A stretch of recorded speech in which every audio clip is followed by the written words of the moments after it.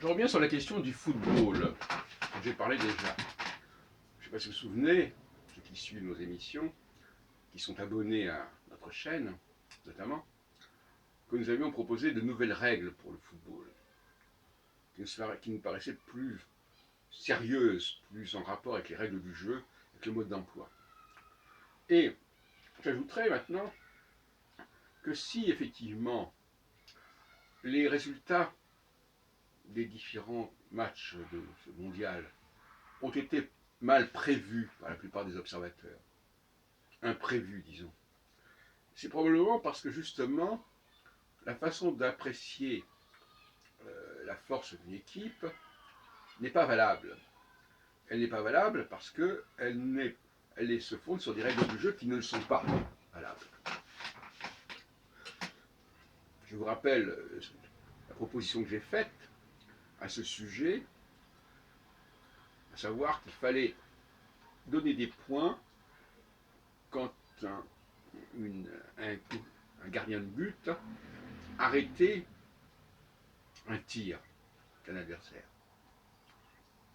Un point, peut-être un demi-point, qui sait.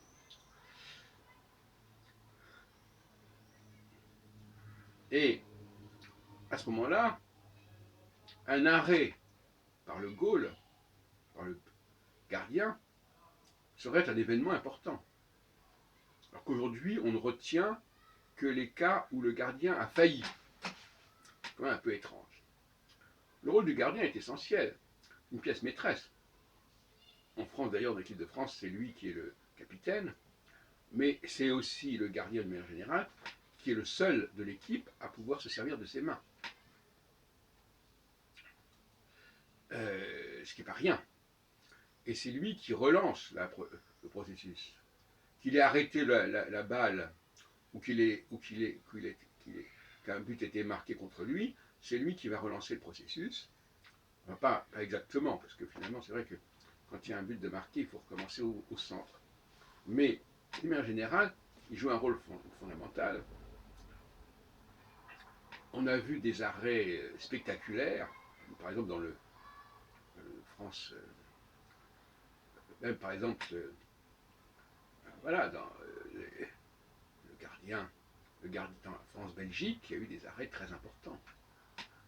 Alors, qui se neutralisent parce que Courtois arrête des buts et Lloris aussi, mais au moins, ça donne une certaine image de la rencontre.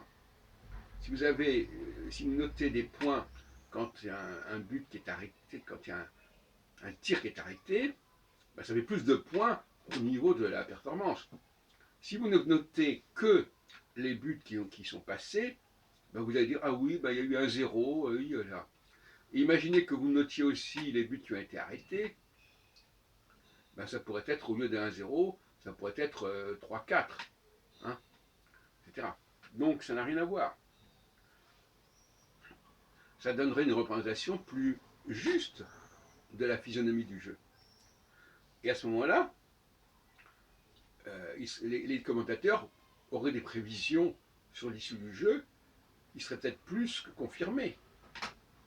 Parce qu'on dit tel commentateur s'est trompé dans son pronostic. Oui, peut-être trompé dans son pronostic, sauf que le pronostic, il est mal calculé, il est mal évalué. Le résultat est mal évalué. Et même le vainqueur n'est pas forcément celui qu'on croit.